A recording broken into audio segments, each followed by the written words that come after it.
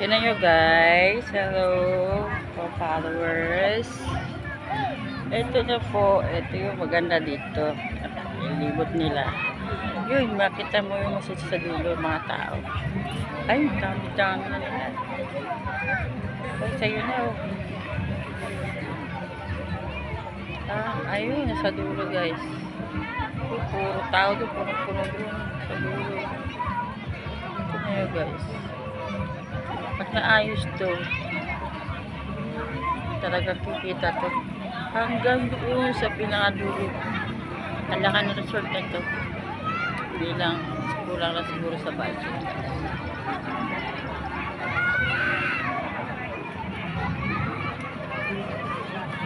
Yan.